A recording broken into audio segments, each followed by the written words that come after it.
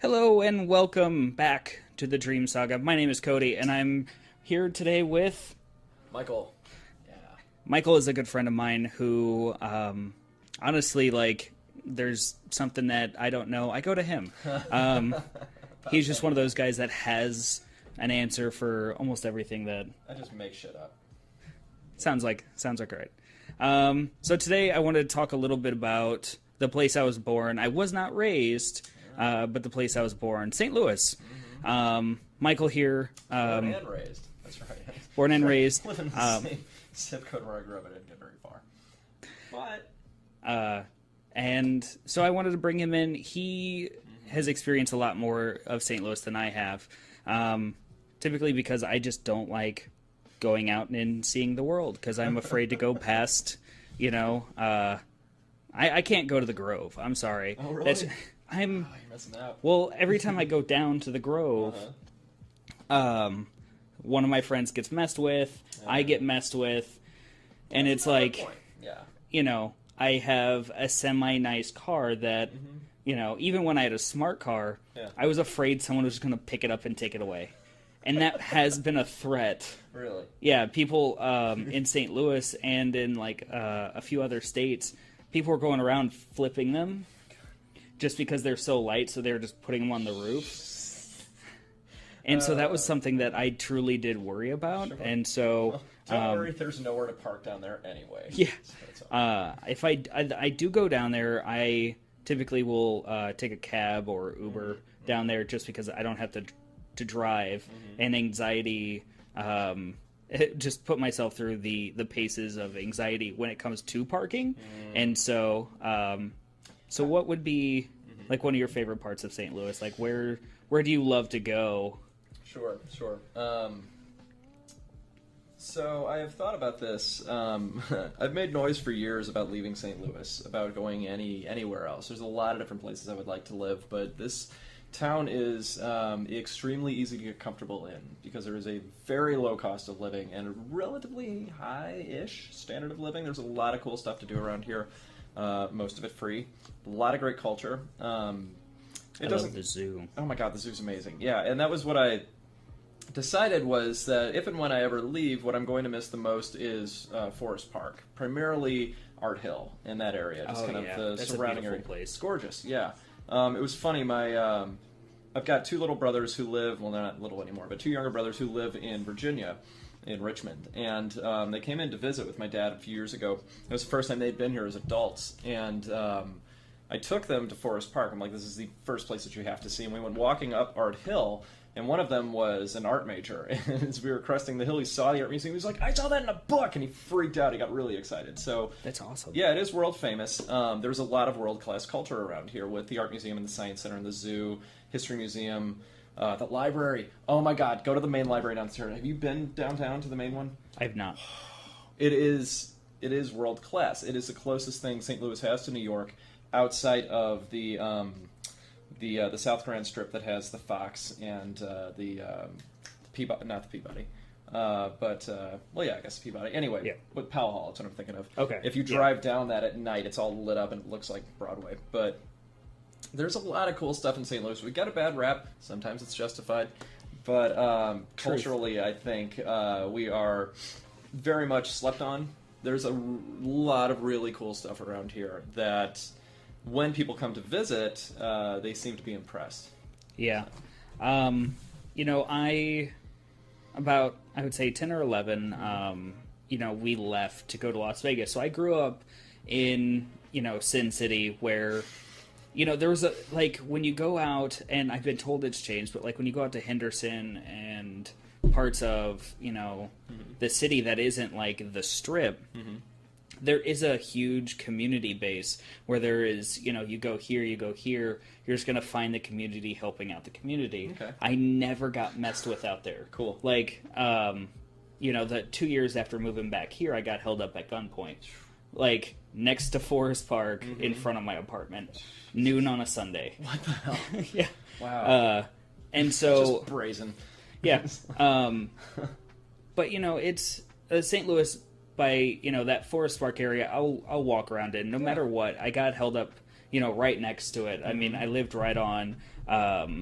It was like Forest Park and De Bolivar, like right there, right next to the metro, which would probably have led to a lot of that. But maybe, but the zoo, the main part there is they're doing so much for the animals. It is just brilliant what they're actually doing over there. I mean, how much money got poured into that polar bear exhibit, right? And then come to find out that they're really trying to bring pandas back, and they're really trying to figure out how. Like, they can keep them healthy and alive and active. Same thing with the polar bear. They had to build, like, a 4-stage habitat for him. There's, like, 4 of these giant tanks continuously filtering the water to make it as cold as it possibly can. So that when he gets in it, he can cool off. Cool. And so, there's just little things like that. The art museum, or the history museum, the art museum, all of that have been slowly been upgraded, at least the years that I've been back. Yeah. And so that makes me really happy that the money that we pay, in taxes and other things isn't just going to some, crap area where, like, cool, I pay for that. But when you go to Forest Park, that money is, like, you can see the development. You can see how amazing they take care of the area. There's Forest Park, the Grove I mentioned earlier. Lovely area. Like, I love driving down it. It is something that is slowly kind of built itself up the years I've been back. I have a few friends that really love the Atomic Cowboy. Yeah. A lot of people from work go there after work, too. Yeah. I've been to Attitudes at least twice. And that was both times they're like, hey, Cody, we're going to go hang out here. It's like, cool, you're my ride. I kind of have to. Yeah. The first time we were going to see, it was my buddy Billy who had a friend who was in a burlesque show. Oh, yeah. And big burlesque scene here in town if you're into that.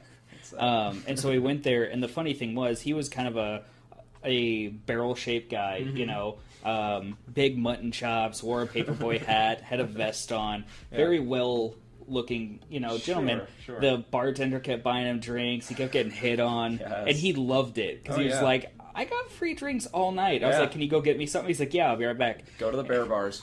That's what's up. You'll see Chad.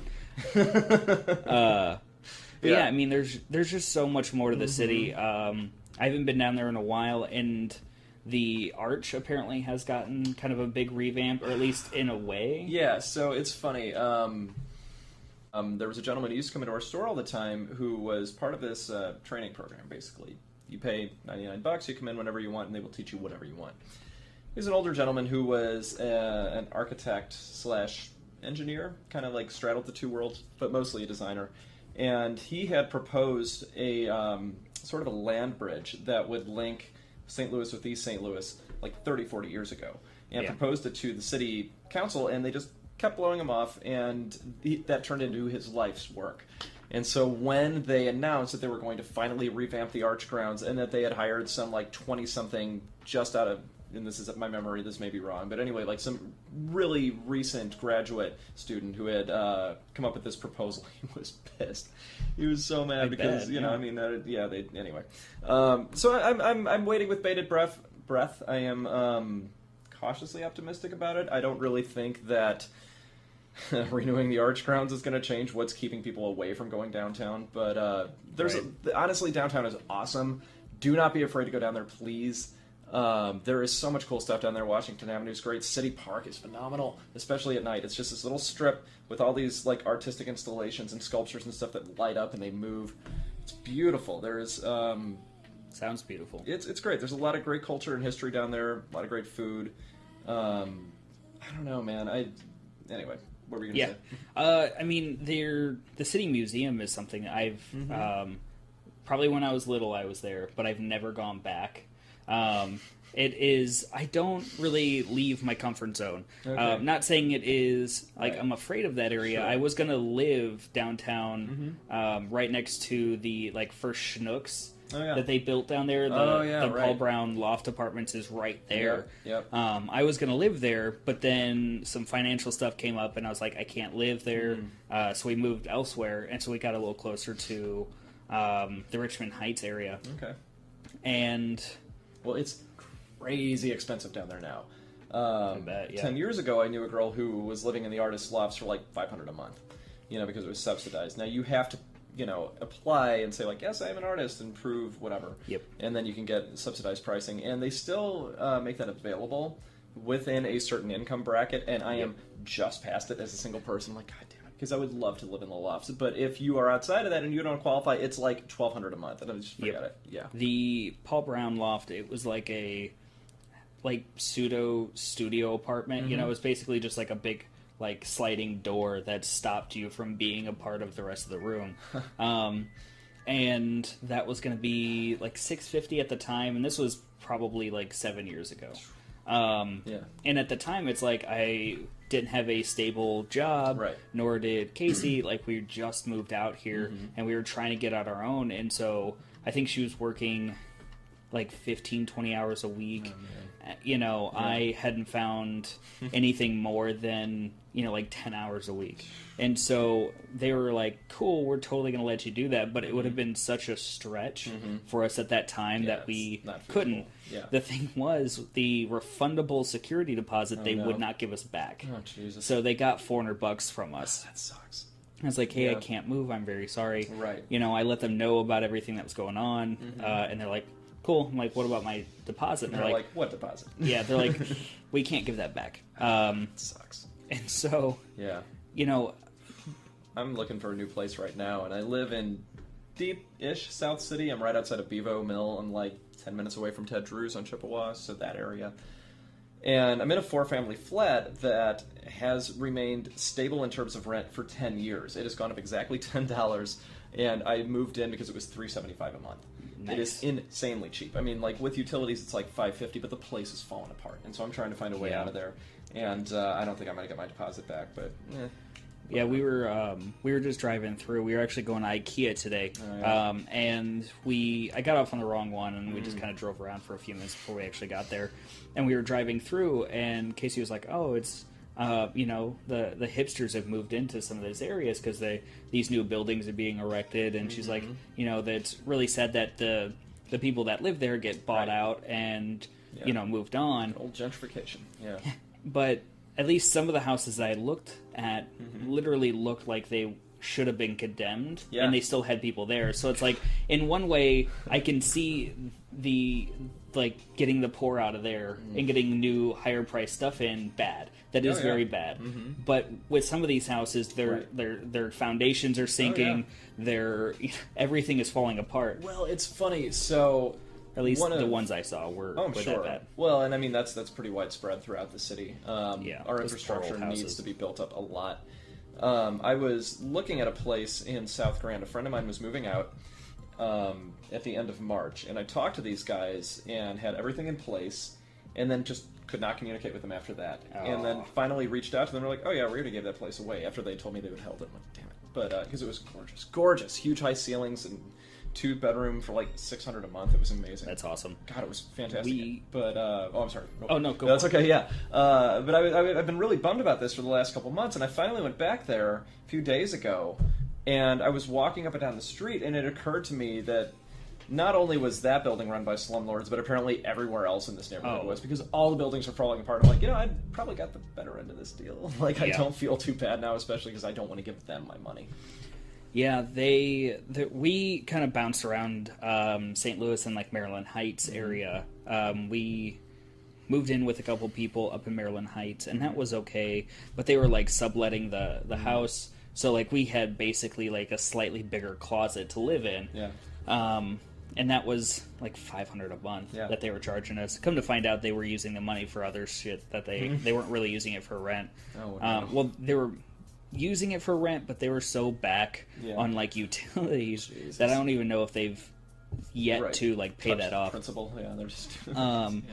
We did that. We lived in an apartment that we really liked. The landlord was really nice at the time, and it was right in the heart of Maplewood. Okay, not a single issue, left or right, except for the occasional pothead in the back, parking lot. That's about it. Right. But which, price was perfect. It was $475. We weren't in any desperate need. Yeah. It was perfect for us. Cool. The only thing is, lady moved out, didn't clean up her stuff, cockroaches moved in. Yeah. And then they spread. They got to our apartment and like one like above us or below us. Yeah. Basically had to be completely gutted, and then everything like that. The thing was, he kept the security deposit because of that, but he had fully known and wasn't bringing people in enough to take care of it. And so, like, they gotten up inside the refrigerator, and it was terrible. And so, and he never did anything about it until we left, and he called me. He's like, I'm losing a lot of money because, you moved out and didn't tell me these things were going. I'm like, I have a list of every time you came over. He even walked through with me right before he left. I was like, hey, there's this stain. Is there anything else that you see? And he's like, no, it looks fine. It's like, cool. I think I'm going to get my deposit back. Never did. Same thing happened to my friend Daryl, who was a good friend of mine, along with Cameron, who was in the last VidCast, who I was actually hanging out with today before you came over. Nice. And they had, they didn't have a real bug problem before they left. They left a long while before I did. And I helped them clean that apartment. It was spotless. Cool. Tried to say it was trashed. It was damaged in ways, and it was terrible. And he kept his deposit too. So we would love to go back. Yeah. But if it was owned by someone else. Right. Exactly. And so like I've had a hit or miss. I like this apartment complex quite a bit. The neighbors above us and to the sides never complain about my dog barking when he does bark, because he is a beagle hound, so he does just yell. But I think and this is like hit or miss between people in St. Louis, like pizza, barbecue, like the foods that really define this area so much. Yeah. Like, I've never seen like a city so like split on like Emo's Pizza or like whose pizza's better. It's like I preferred Emo's because growing up that's what we had. Right. I really like the style of cheese, which is native to St. Louis. And that was something I didn't even realize was distinctive or unique to St. Louis until I started not even traveling, but just talking to people, who would come into town and visit, who just despise Emo's Pizza. So the deal with Emo's, if you are not from St. Louis, is it is a local chain that has been around for decades now, for a long time. And it's very distinctive, what they just call St. Louis-style pizza, just very, very thin, flat crust. Crispy, yeah, obviously a flat crust anyway, but just laden with toppings, and it all goes right to the edge. And they use this cheese called Provel, which is almost like a weird chemical hybrid kind of cheese. Like, it's not natural in any way. Yeah, it's like it's basically plasticine, but I like it. Yeah, the texture, it's very chewy. Yeah. It is like mozzarella cheddar. Okay. Like, if you were to, like, I guess, combine two flavors. But it is very chewy. And GMOs. But it is something that is very native to St. Louis. And so once you get away from St. Louis, you don't hear anything about it. No. Or, like, you'll hear, like, St. Louis-style pizza, and it's like, that's just a slightly stiffer, like, New York-style piece. And so, there's that gooey butter cake. If you get away from St. Louis, you don't hear about it. Only in the Midwest. Such a shame. Do you hear it? Like, I've had family and friends, outside of this that hate it. And for some reason, it's just, it's too sweet. I'm like, well, it's basically like a custard cake. If it's made correctly, it's like a custard cake. It was funny. So a few months ago, and there's a great story leading into this, the night that, I almost said The Phantom Menace, The Force Awakens premiered. Okay, yeah. I had already bought tickets to see it at the Moolah, which is a great theater, which also has couches on the on the floor. Harmon. Right, yeah, what's up, Harmon? Anyway, I bought tickets to see it at the Moolah, but a friend of mine was going to another place called Ronnie's, which is a really popular, big IMAX theater. And then at the last minute, she's like, you know what, my boyfriend wants to come too. And I was like, well, shit, okay. But she went to that, and then she texted me at the end of the movie, and she was like, yeah, Ice Cube was here, so I got to meet him. I'm like, God damn it, And Ice Cube and Kevin Hart were there promoting Ride Along too. Oh, wow. While they were in town, they did this little circuit, and they hit up, the Arch, and they went to different, radio stations, whatever. and they were being interviewed, and I found this on YouTube. These guys set a little smorgasbord of St. Louis-style foods in front of them, and you could see they both were just like, oh, yeah, this is great, you know, just like totally playing for the cameras, and they got to gooey butter cake, and they were like, damn, like, what is this again? Like, shit, you know, and then they handed them Ted Drew's, they're like, okay, yeah, why are we not living here right now? Because this is awesome. Oh, Ted Drew's, the first time I had Ted Drew's was at... back when I worked at a movie theater, we had like a little like day out where management bought us Ted Drew's. Nice. And Ted Drew's, for those unacquainted, sorry, I didn't mean to interrupt you. It is a frozen custard. Do not call it ice cream; they will correct you. And it is. I worked there for exactly 2 shifts in high school. There were like 40 people in back, and we had like 3 customers. Like, this is stupid, so I just never went back. But it was right before their busy season. But they've got just bags of this stuff, and they pour it into this enormous mixer, and it stirs it like that. And then to make a concrete, you take a cup of this stuff, you just have it filled with this, you know, goo, and then you put it into something resembling a mixer, and it spins it around like this, and it basically flurries it up to such an extent that it just becomes almost solid. Oh, wow. You can eat it, you know what I'm saying? I mean, like, you've had a concrete, you know what's up. But I mean, like, the whole thing is they stick a spoon in it, they turn it upside down, and the spoon doesn't fall out. Like, that's the consistency. I'm sure all of our friends in St. Louis are like, dude, just get to the point, because you all know this. But anyway, that's Ted Drew's. Go on. No, Ted Drew's, we went there, and they also sell, like, chocolate and stuff like that. Right. Which was really... Trees. Yeah. It's really odd, because it's like an old-timey, like, soda fountain, you know, ice cream parlor, which is fantastic, because it looks... like they haven't updated anything Which they haven't. since the very beginning. So these booths are literally made for somebody smaller than him. Now wait, are you thinking of Crown Candy? Maybe. Crown Candy's in North City.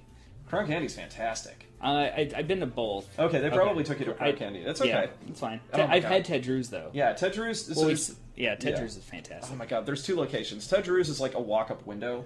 And it is the most popular place by far in South City. I mean, like, there are lines into the street every single night. They have to block off traffic. It's insane. And that's where all the little Catholic school kids go, is like their, Catholic school families go, because there's Catholic churches everywhere in South City, but in St. Louis in general. But that is their central meeting place. But nice. Anyway, no, but Crown Candy. Yes. Crown Candy is an old-fashioned soda fountain, and it's down on the north side, and it's awesome. Yeah, they... So the movie theater sells Ted Drew's, and then they did take us to Crown Candy. That's my bad. That's okay. I gotta go back there. It's been years. But so it literally looks like they haven't changed anything, and like I had to get a chair because these booths are literally like that big. Yeah, they're tiny. I'm not a small guy. I'm a pretty big guy, so like it was like really awkward trying to like squeeze in here, and the people are like, "Are you okay? Do you really need this?" But it was brilliant. It wasn't the cheapest thing, because obviously like they're selling ice cream. Like they're selling milkshakes and burgers and stuff like that. It's definitely not cheap, but it's fantastic. If you go order the BLT, because it is a single slice of lettuce and a single slice of tomato and this much bacon. Literally, it's massive. Like, you can't even wrap your mouth around it. I'm like, who is eating it? I made that mistake, because they're like, here, order the BLT. I'm like, cool, is it like just like, you know, because I layer mine. I'm like, you know, like 3 pieces by 3 pieces, and then that's it. But no, it was, Dude, I took that home. Like, I had bacon for a good week. Like, it's basically a side of bacon with some bread. Yeah. It's like, do you want it toasted? Toasted bread? It's like, well, yeah, sure. Like, how much bacon are we talking about? Like, all of it. The pig was just starting to cook, so we'll be out here with your slab. Like an hour, because which brings to mind pork steaks. Pork steaks don't exist outside of St. Louis. My dad moved to Virginia about 20-some years ago, and he would go to the butcher and ask him for them, and they would just, do you want pork or steaks? Like, what is this? Yeah. What is this, some kind of a routine? Pork chops. Yeah, right. They exist, but you cannot get a pork chick. What you do is you get a pork butt, and you slice it up thin, and then you barbecue it, and that's a pork steak, basically. Nice, It's amazing. Really good. Speaking of that, I just went to Sugar Fire today, which... if you ever come to St. Louis and people really love to eat around here, which it's the Midwest, we love to eat. They will point you in a few different directions. I think there's Pappy's. There's Pappy's Smokehouse. There is a new place called Salt and Smoke, which is down in the Loop, which we haven't touched upon yet. And and then Sugar Fire's another big one. Yeah. Sugar Fire was fantastic. One, they get really upset if you don't know what you want right away because they are just a quick and fast-paced business. So I got their cheeseburger. Casey actually got their ribeye, like cheesesteak or something like that, or whatever it was. But it was like this just massive cheesesteak. And ribeye cheesecake. Yeah, make sure to get that. And so we had that, and I tried their root beer barbecue sauce, which was phenomenal. I want more of that. Yeah. Man. But yeah, there's so many different places. We haven't touched on the Loop, which has the Tivoli, Fitz's, and just like a Subterranean Books and Vintage Vinyl. Yeah. Oh man, the heart of the whole neighborhood. And so the deal with the Loop, I love the Loop dearly. I've been going there since I was little, and it's changed so much. No disrespect at all to the neighborhood planners. You know, it's all basically owned by this guy named Joe Edwards, who runs a restaurant called Blueberry Hill. Which I hear everything is amazing. Oh my God, how have you not been there? You have to go there. It's great. But don't go places. I really don't. I'm just going to become your mentor for St. Louis and just take you around. We'll make that a series and put it on my YouTube channel. That would be so cool. Yeah. Oh man. And then that will segue right into our other idea, which we'll fill you in on later. Hashtag more to come. Exactly. Yeah. So basically, the everything in the Loop, which is down on Delmar Boulevard. Exactly. Very expressive with my hands. So. Yeah. It's literally just like one big it's like just a strip. It's kind of a misnomer. Loop, whatever. But I mean, like, 'cause the idea was back in the day they had a trolley, which more on that later. But there was a trolley that would go up and it would make a circuit and it would come around and it would loop back, and so ergo the Loop. But Blueberry Hill is this restaurant. It's basically an old rock and roll diner, right in the center of the Loop, and that's where everything else kind of sprawled from. Because I mean, there were developments and there were businesses and stuff down there back in the day. Yeah. But when they began to revamp it, that was kind of the epicenter of that, and then it just kind of branched out from there. But God, it's changed a lot because it's right down the street from Washington University, which is again right across from Forest Park. Yep. And they are trying to gear that neighborhood toward the Wash U crowd, so it is becoming a little gentrified, and it's not quite at all what it used to be. But Vintage Vinyl is still down there. My favorite record store in St. Louis, Subterranean Books, which I used to work at. Excellent little indie bookstore. The Tivoli Theater, you mentioned. I've been there for many a midnight show. Yes. The first time I ever went there, we were going there to see the midnight showing of Willow. Oh, cool. And I went with a bunch of people who got, like, extremely stoned before it. And I didn't know this until we got there, and they were just, like, sitting there, like, just eating popcorn and ice cream. Yeah. And probably eating Ted Drew's. Yep. And we're sitting there, the movie's about to play, and I just like start staring at them, and they lose their mind the entire movie. They can't watch the movie, and I'm falling asleep, but they're like, why are you looking at me like that? Are you okay? Like, what do you know? Like, freaking out. Like, I just took their like really nice mellow and just completely ruined it by just staring at them. A lot of it. And so I've been there. I have a couple friends that know somebody who works there a lot. Okay. And I think the last time I went there, I went with a puppet, and I just started talking to people, and so I was just like really annoying. So like the lady at the ticket booth, I was like, hey, and it was like a monkey puppet, and he was just like sitting there just continuously talking, and like and they were just like, are you okay? I'm like, this is part of my therapy, just go with it. Who are you talking about? I don't know. But God, I worked down there for a summer, not even a summer, maybe a month. This is like 14 years ago, maybe. I got to introduce Better Off Dead, which was really cool. Oh, wow. Yeah, nice. But that was a big thing for a long time. My friends and I every summer would go to almost every midnight show because they show some great stuff. They do Labyrinth every year. They used to do Princess Bride every year. My friend Ray and I are insufferable. Like, you cannot... We should not spend time together because we just drive everyone else crazy. And we spent the entirety of Ghostbusters quoting the DVD commentary because we memorized so much. And these poor girls in front of us kept turning around, giving us that look. And we were just like, whatever. I wish I could go back and kick my own ass because I deserved it. But I just went to see Blade Runner there the other night, which was gorgeous. Nice. Big screen. But no, it's basically just little indie, not indie, they're owned by Landmark Theaters, which also owns the Galleria and the Moolah. But no, that's STL Cinemas. Yes. Yeah, anyway. We got a few different independent theater chains. Obviously, Landmark is nationwide, but they show a lot of art films and kind of under the radar kind of stuff. And then there is the High Point Theater, which is a little further up, which is now independent again. And they'll vary between big moneymakers so that they can stay afloat, and then some smaller films. And now they have a secondary screen. That's where I saw Spotlight, which was amazing. Oh, wow. Yeah. The very, like, community-based, like, movie theaters and stuff like that really always kind of make me happy knowing that those kind of places can still survive in this world where megaplexes have kind of just taken over. You know, so you have places, you know, people like the STL Cinemas and other places like the Tivoli who can kind of just stay there and keep doing what they're doing. You know, well, they found their niche. You know, like they've got their crowd that comes there all the time, and I think that ties into again just how slept on St. Louis is. That they're what I love about this town is that we fly so far under the radar that we are able to have this thriving culture pretty much free of outside influence, which is both a blessing and a curse, because it means that we can have great stuff going on and nobody's aware of it, but we are kind of free to just explore and do whatever. And it does make it very, very comfortable to stay here. It does.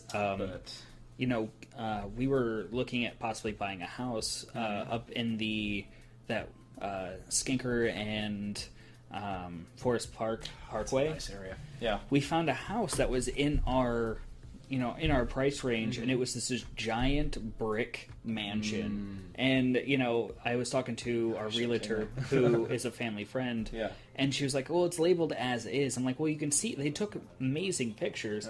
The only thing that is questionable is the basement, which looked like it was like a 1970s bar at one point, where, you know, it's just like you see those old-timey TV shows walk where down it's like there and they go, Norm!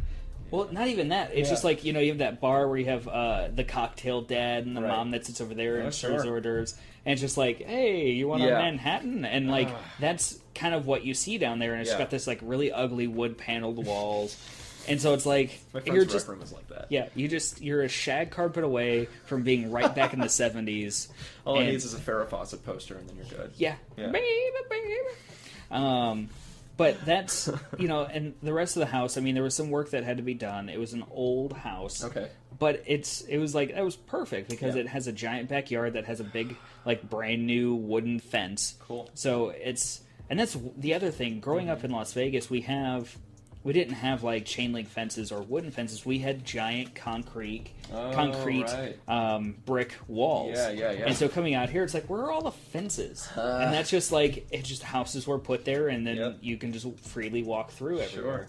And if you put a fence, someone's going to hop it. That was my first impression. That was the first thing that struck me when I went to New Mexico 8 years ago. Number one, you cross the state line, and immediately everything is red rock. But, and I realized that, you know, Vegas is in Nevada, but we, like, the neighborhood where I was staying, we would drive around town, and there are no buildings over 2 stories. Because everything's made of adobe. It was very interesting, and it's so distinctively different. And St. Louis is very much known for red brick structures, and our red brick is actually envied around the world. They've made a movie about that called Brick by Chance or Fortune. But, nice. Yeah, it's like coveted nationwide, and when buildings go down, there will be scavengers who will come and take the red brick away. I think the big industry that has cropped up is when they do tear these giant, like, factories downtown that build, like, you know, neighborhoods. They take that down and they sell the brick back. It's like, you got all that for free, but they want that brick so much. Yeah, it's a huge market. And so, you know, when we came down to, like, looking at it, I would prefer a brick house. Because it is something that, one, holds heat, holds cool. Like, it is just insulated by itself. Just letting it all hang out. The, you know, growing up in Las Vegas, our house was made of stucco. Oh, my God, Stucco, chicken wire. The house that we had... It's basically a bunker. So it was wood, chicken wire, hay was in the middle, and was then this a compound or like? It was. Did you grow up in a cult? No, I grew up in Henderson, which is kind of like a cult. But that's, you know, and we that drank was a lot of Kool-Aid. That or styrofoam was in the middle. Are you serious? Yeah, I'm like not. as the insulation. Yeah. What the fuck? Well, because it got so hot, they could not have anything that, like, the, you know, the Pink Panther, like, insulator stuff. Sure, right. Would would just melt. Yeah. Oh my god. And so like you get these houses where it's a law out there. You have to have a working AC. You don't have to use it, but you have to have a working AC because it gets so hot. What was your story about that recently? You told me that you had to keep it at a certain amount. And it cost you crazy amounts. Well, that was my my dad, who his girlfriend, she has to keep it at like 65 because she has MS. Oh, yeah. And so that cost him like $300 to $400 a month just in electricity. And so he had to go get solar panels put on the house. That's what it was. Yeah. And so that brings it way down. I think he pays like $75 still. That's not bad. Yeah. But that's not even summer heat yet. So it could go up to 100 something bucks. And way better than 4, though. Yeah. Wow. But yeah, no, it's crazy. Like some of the nicer houses are built with brick because Vegas really loves their cinder blocks and they love building houses out of it, which is a lot better than, you know, it's not as good as the red brick, but it's definitely a lot better than the stucco because you could seal that house up and it would still just evaporate. Like, not evaporate, but the cool air would just suck right out. And that's where those high bills come from. So when I left from that at 18, came out to St. Louis. It was like, this is the cheapest place to live right now. Right. It's changed a little. Pricing's going up. You know, but and that's kind of where we're at now. Is we're living in this apartment, which we do like, but it is, you know, much higher than we would want. And then, you know, you get into the places that are affordable, and it's like, do I really want to live in that area? Right. And so it's not so much a bad area, it's just bad people walk through that area. Because your neighbors are fine. Yeah. We lived in Overland for a little bit in this house, and we had a perfect rent. We knew the landlord really well, and our neighbors were extremely accommodating to the fact that I wasn't like them. Okay. You know, they partied. You know, they were just amazing folks. But the thing was, he had kids, and so he wouldn't party past 9 o'clock. That's nice. And then he never got mad at my friends who would get really, really loud at night because we played D&D on Sundays. And so it'd go to like almost midnight where these two very drunk men are screaming at the top of their lungs because, you know, somebody stole their ale. And like they would get into characters like this very tall, like ginger bearded man was like screaming in a Scottish accent, just drunk off his ass, like, "Did you steal my ale?" And you know, never had an issue. The guy on the guy on our left was never home during the night. He was only home during the day when we were gone at work. Okay. The people across the street were a little sketchy, but never messed with us. Okay. But like they would have these giant like house parties where you'd be like, "That's a little scary because you you know, because you smell some things that may not be legal." Right. But then again, like they would see me and be like, "Hey, man," and so like I would always make sure I go over there and like salt their driveway when it got really cold. Sure. And so like we helped each other out, and that's that community that St. Louis I really feel does thrive on. Yeah, I love St. Louis for that. You know, I want to go back to Vegas to see, you know, friends and family. Sure. But I will miss, you know, that we're just a little closer out here, where people do group up, and we do have these amazing little worlds, and I love that. Well, it's interesting. I've talked to a number of transplants who have only been here sometimes very short periods of time, sometimes years, and they say that St. Louis is one of the most insular and exclusive towns, honestly, to break into, which is kind of unusual. I don't know what your experience was like in that. It sounds like you had a great experience, like getting to know people. But I met greasers. Like greasers exist in St. Louis. Oh, very much so. Yeah. Which was super odd to me when I did move out here. You know, my friend Daryl, amazing gentleman, greaser. Like just straight up. He's literally like a white T-shirt away with the cigarette pack right there away. But like he slicks back his hair. His friends are all like matches off his boot. If he had boots on, which I think he does all the time. But I you know, I became friends with John and then them who they're in a band called Atomic Betty, which they took a break away. Sounds familiar. They took a break for a while, but John was my friend who I met at Ben and Jerry's because he looked a little off. It was this like very punk style man working at a mall like Yeah. coffee or ice cream place. Yeah. And so I slowly got, talking to him, and then I went to their May the 4th show when they did this, like, they had a lightsaber, like, microphone, and Daryl dressed as Princess Leia. Yes. And, Booker, who is a luchador, a space luchador, Oh my God. who is dressed as Boba Fett, and then Cameron was Han Solo. Cool. And John was Darth Maul.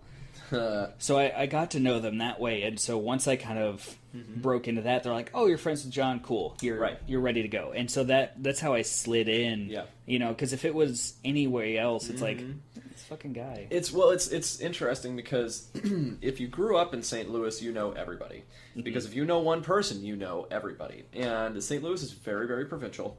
It is broken into very distinct neighborhoods, and there is a strict city-county divide.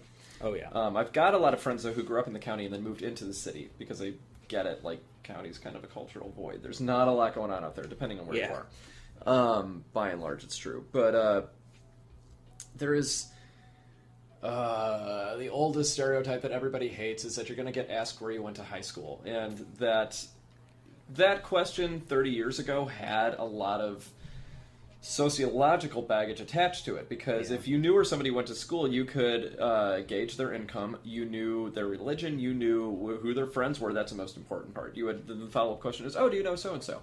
Because everybody networks here based on the high school, which is really weird. And like outside of St. Louis, nobody does that. Nobody cares. It's not a big deal. But since St. Louis is so provincial, you could tell a lot about somebody by whether they went to school. And now that things have expanded even further, and there's a lot more I guess just like intermingling between the schools, it doesn't have the same weight that it used to. Yeah. But I still get that question all the time, and I'm just, I don't know. Yeah, I've had that question a couple times, and I'm like, I'm from Las Vegas. I went to school out there. They're like, you're useless. And I always go with the school I was zoned for. I don't actually say what high school I went to. Right. They're like, where'd you go? I was like, it's basic high school, which isn't basic high school. It's like basic. Awesome name. Yeah, it's basic academy, which cool. I'm like, what are you, a charter school now? Right. Like your name is basic. Right. You're literally just teaching people to be basic. We just teach coding. Yeah. God, that would have been so much better than half those classes that they probably. And it would have been way more useful. Yeah, yeah, you could have actually made a career out of that. I mean, all my friends went to that school. I was in a charter school, which was like online because I got picked on way too much in school. So my mom was like, "No, he's just going to go to the computer school." Wow. Which I met quite a few friends through that, but it was always like I'd go hang out with these people at this high school. And I hated it. Yeah. And so, like, when I came out here, people were like, "Oh, where'd you go?" I'm like, "I didn't go to school out here." Like, why are you here? It's like, I was born in Ferguson, Florissant, and I was raised in Las Vegas. And like, that's... They're like, I have no... they have no gauge on what I can say there. Because it's like, wait a minute. You were born in Ferguson, right, but then raised in Las Vegas. I was like, yes. And you came back? Yeah. They're like, why'd you... That is always the question. Like, why'd you come back? Right. Because I have my mom's side of the family out here. Yeah. I have my grandmother. I had my grandfather who passed away just a couple months ago, or about a year ago. Okay. And so, that I had that. And I have, uncles and aunts that are semi-nearby. They're all kind of slowly, stretching out and kind of getting away. And then... Once my grandmother decides to leave, because I'm sure she's on the brink. I could tell. I mean, I feel like she would much rather be with my uncle, who's in Ohio, or Iowa. I think it's Iowa.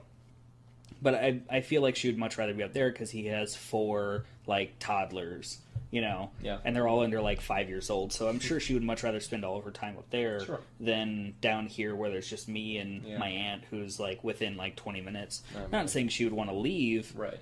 She owns a house but family. Yeah, and this town gets its grips on you, man. It gets its hooks into you, and even my friends who've moved away tend to come back. There was this mass exodus to Portland a few years ago, and everybody stayed for 6 months, and they just came right on back because there were no jobs, and it was too expensive to live there. Yeah. And no rent control. Yeah, my friend Jesse came back. She goes, "I've never seen so many homeless people under the age of 30." And it's the truth, man. Like, Portlandia is no joke. That is where young people go to retire. But St. Louis, in a good way. right? Exactly.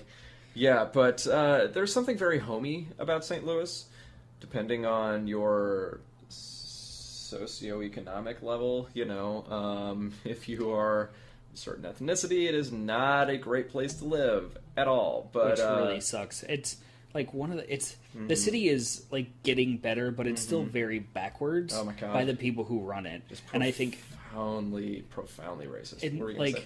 Yeah, and I honestly feel like if you were able to get a lot of the old money out and get some of the people who actually care about the city running the city, you would see a 24-hour switch of exactly how the city wants to be to what it's being told it can be. Yeah. And that is the one upsetting point about living in St. Louis, is because the city itself wants to change. The city, like the people in it, even the bad people, are like, they can feel it's changing, and I feel like if we can change the city towards the better, everything will start to decline to a point. I mean, you're not going to stop crime by saying, this is now this way, but you're going to help a lot of people get away from that lifestyle who don't necessarily want to do it. Like the gentleman who held me up. Something could have been going on. You don't just rob somebody at noon on a Sunday.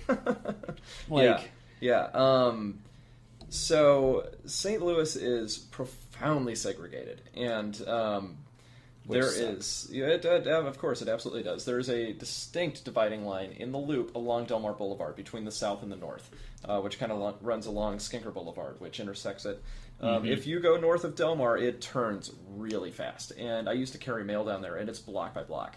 There will be a gated community, and you can walk a block away or 2 blocks away, and it's just strapped, and it looks bombed out. It's like Detroit, and it's really weird, man. It's this strange, split up, schizophrenic kind of city, and it's a perfect analogy for St. Louis is schizophrenic. Yeah, and I've always so it's funny, like when everything stepped off a couple years ago in Ferguson, everyone was just like, how could this happen? I'm like, how did you not see this coming decades in advance? Because I've been saying for years that St. Louis is a microcosm of the entire rest of the country. Yep. And it was so invigorating to me that Black Lives Matter sprouted here and really took off, because, of course, this would have to be the epicenter of that. This is where all those seeds were planted. And it seems as if whatever's going on in St. Louis is kind of a bellwether for however everything else is going on across the country.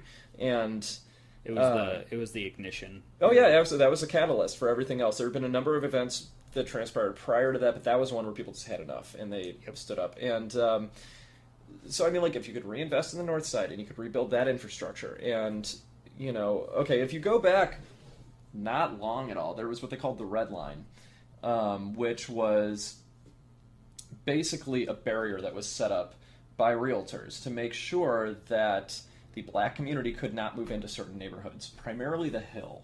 The Hill is an extremely old school Italian community. Yep. And I went to school there. Twice. What's that? I've been there twice. Oh my God.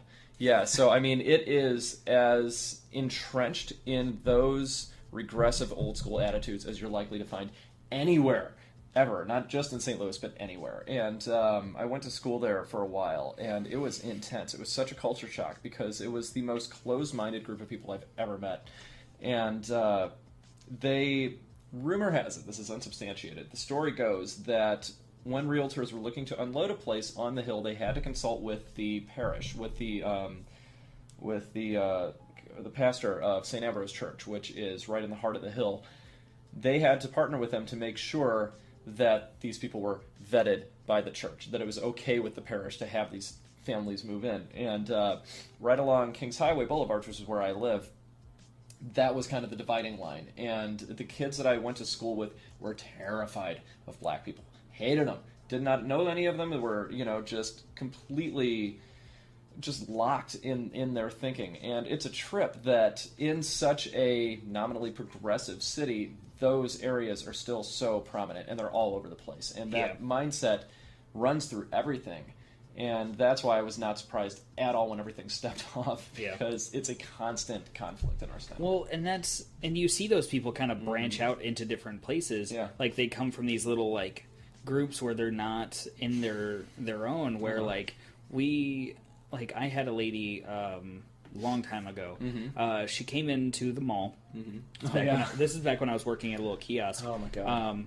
And these stories are rampant. Like, this happens daily. All the time. But the one that I remember most, actually, there's two of them. I'll tell both. Mm-hmm. The first one was this lady was so worked up that, you know, she was so upset at whatever was going on in her own world.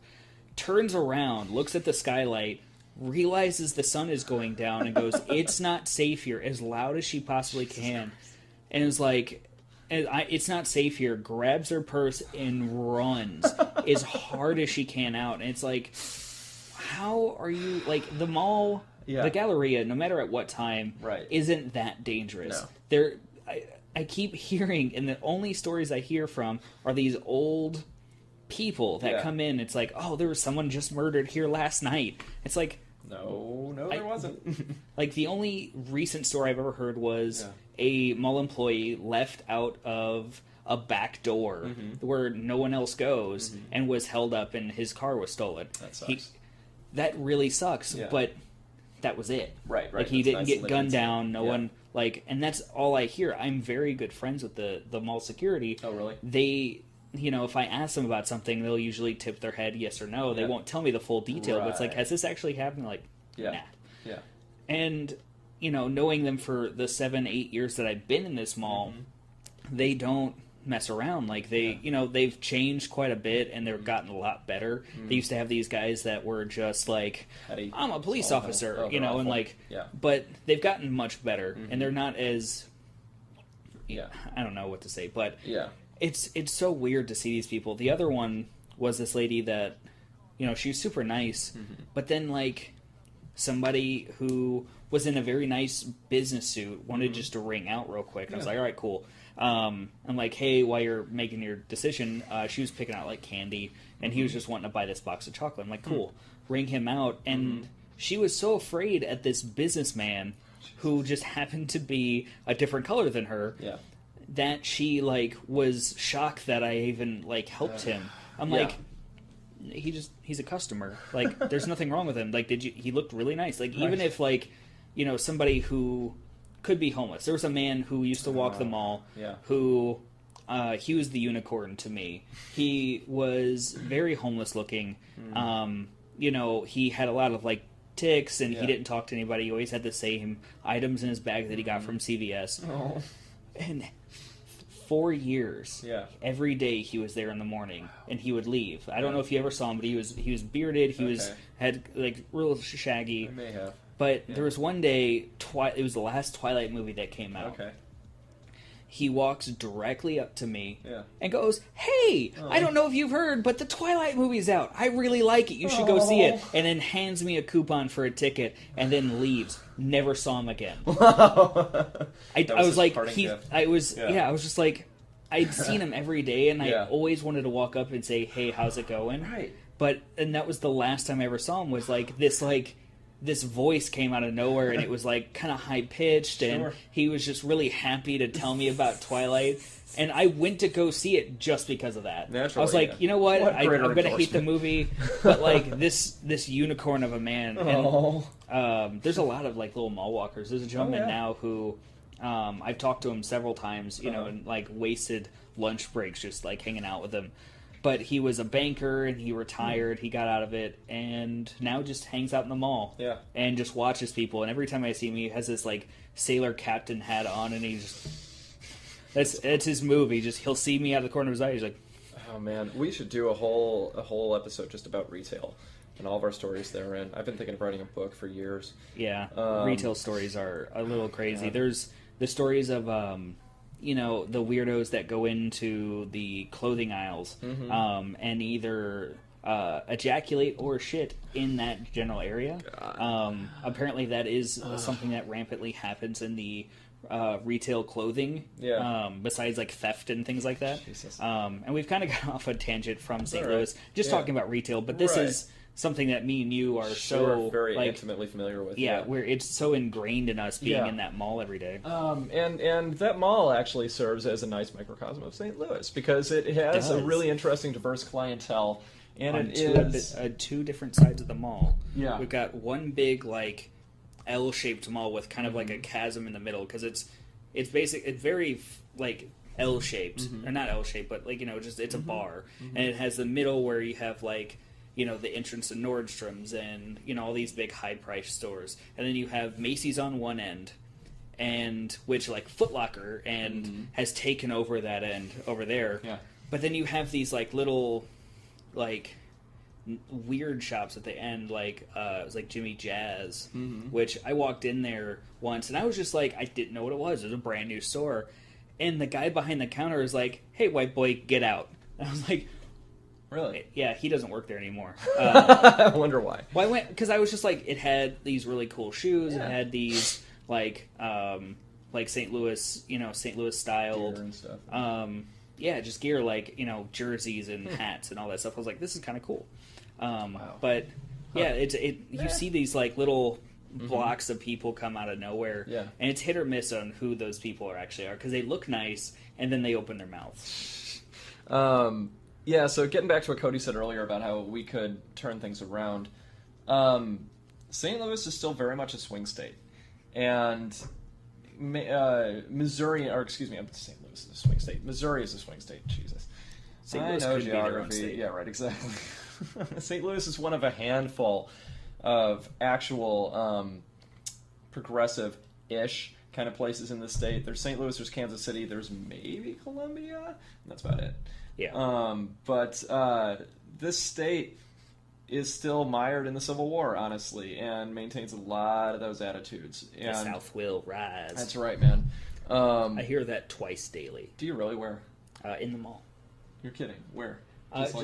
Just from customers. You're shitting me. Oh my I'm god. not. Like, what the hell? There's people that come from like different walks of life, and they're always really nice, but like it's always on. It's always somewhere on their person that I always see, like, or it's like on their phone if they're asking a question and they need to know something. It's like, hey, just open your phone, we'll go. And it's always like the background picture. It's like, or like when you're helping somebody set up their phone and the first app they download is Fox News. You're like, ugh. Yeah. Anyway, but no, like I think we could really turn things around if we reinvested our efforts and our money in the right direction. Yep. Changed City Hall, get rid of the current administration who's been there way too long and are not invested in they don't the care. Right things, basically, and are very they care, corrupt. but not the right things. Yeah, and take money from all the wrong people. And the best. Oh. No, I was just wagging my finger at them. Yeah, right, exactly. Because they watch Boo this. on you. Yeah, exactly. Yeah. They're watching this You right guys now. suck. No, I mean, one of the really gratifying things about Black Lives Matter is that it has pulled so many people into the political fray. It has gotten them out of the fringes of society and mobilized them, and now we have people who are running for state office and local representatives and things like that who came directly out of that movement, and they've got footage on their Facebook page. Hey, here's me being tear gassed, and now I'm running for state senate or whatever. It's awesome. That was Antonio French was one of the main ones who was there on the front lines trying to stop all of this. He was a huge voice for the people of St. Louis, trying to say that we're tired of this. Like, no matter who you are, we're tired of the way it's treating their citizens. And then he these voted people in favor of the stadium bill. I'm like, God damn it! But it was a compromise with Mayor Slade having to do something with crime. Anyway, there's a guy named Bruce Franks Jr. Look him up. He's really cool, and he's running for office as well. And he came straight from the front lines of Ferguson. But no, so I mean, like, if we've got a little bit of time left, if there's anything else we want to talk about, that was going to be the last point that I made, was that St. Louis is constantly changing, and I am hopeful that we can get our shit together, but that is where it's going to come from, is this grassroots movement that's coalescing into something bigger and could hopefully push us forward. Yep. Yeah. I don't have anything else. I just want to make a couple points. Yeah. I really appreciate you coming by. Of course. I love having guests over here. I like doing it by myself, but having somebody else here to talk always makes it better, because they always bring something that I can't, which is just another point of view. I've recently started to try to branch out and bring other people into this. We are working on... I say we. I'm trying to with other people, but the royal we. Yeah. It doesn't matter. Working on an audio series, basically becoming the Dream Saga becoming an audiobook publisher, which is something that Okay. which originally started the Dream Saga was to actually produce audiobooks, and then it turned into a podcast, a YouTube series, a VidCast, which you're watching now, which that's why the lights are so bright, and that's why he's wearing sunglasses. I'm not just trying to protect my identity. These are functional. And then also, I didn't realize I wasn't using the full capabilities of the iPhone that I'm using, so it's all being recorded in 4K. That's right. Hopefully it produces in 4K, because I have to take the footage, put it on my iPad, and then right. take the podcast from another place, put it on the iPad, slice it all together, and that's where you get the vidcast. Boom. Gonna look awesome on your 4S. Oh, yeah. Oh, man, that 3GS still does wonders. Yeah, let me tell you. But, I have created a website, thedreamsaga.com, where everything is there. I put up a whenever blog. I call it the Bloggert, because he's an actual person. And that's where all the links come from. That's where you can see my most recent VidCast podcast, the YouTube videos that I do. It links to everything that I have my hands in. Cool. I have a hockey jersey being made by Tom from Level 2's wife. She's making that for me, so it's going to be really awesome once that's done. Really excited about that. The audio series that's coming out, which I want to have as many people involved as possible, so I'm going to definitely be doing that. And where the vidcast gets posted, that's where I will have bloopers, because people are going to mess up, and that's going to be hilarious. There's going to be a lot of different things coming out, and I really hope you guys come and join us. And this guy, I really hope is going to be here more often. Shucks. Yeah.